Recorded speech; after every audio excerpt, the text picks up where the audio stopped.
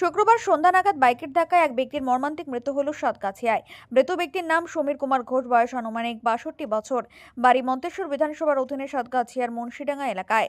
পরিবার সূত্রে জানা যায়, মৃত সমীর কুমার ঘোষ তার ছেলেকে মেমারি স্টেশনে ট্রেনে তুলে দেওয়ার পর বাড়ি ফিরছিল।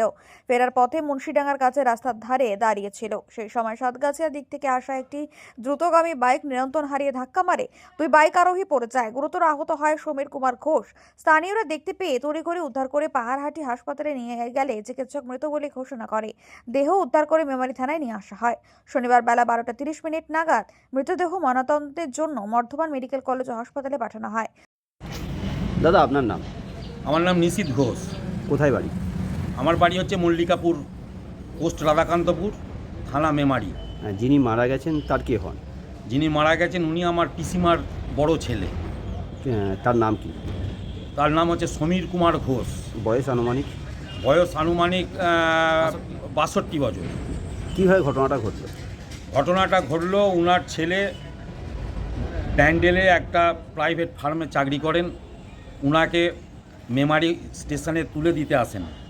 তুলে দিয়ে ফেরার পথে মুন্সিডাঙ্গায় উনার বাড়ি।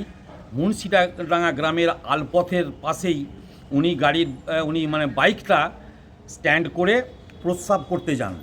প্রস্রাব করে ফেরার ঠিক একটু ওঠার আগেই দুজন বাইক আরোহী এসে সজোরে দ্রুত গতিতে এসে ধাক্কা মারে।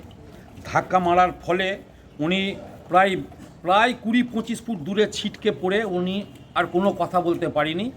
বাইক আরোহী দুজন ছিল, ওরা তখন হামাগুড়ি দিয়ে গড়িয়ে ওরা একটা ঝোপের মধ্যে গিয়ে পড়ে। ওখানকার মানুষ সমস্ত সব জড়ো হয়ে ওনাকে হাসপাতালে নিয়ে যাওয়ার পথে হাসপাতাল ঢোকার আগেই ওনার মৃত্যু হয়। হাসপাতালে ঢোকার ভিতরে ডাক্তারবাবুরা দেখে বলেন যে উনি আর বেঁচে নেই। এবার ডাক্তারবাবুরা ওখানে হাসপাতালে ঘন্টা 3 রাখার পর মেমারি থানার পুলিশ ওনার ডেড বডি নিয়ে এসে মেমারি থানায় রেখে দেন।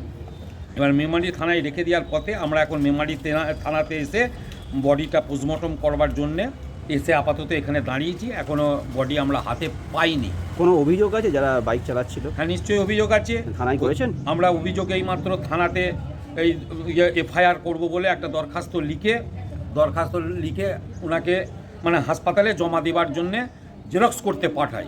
এবার আমরা কালকে ঘটনাটা কখন হয়েছে এবং কোথায় হয়েছে?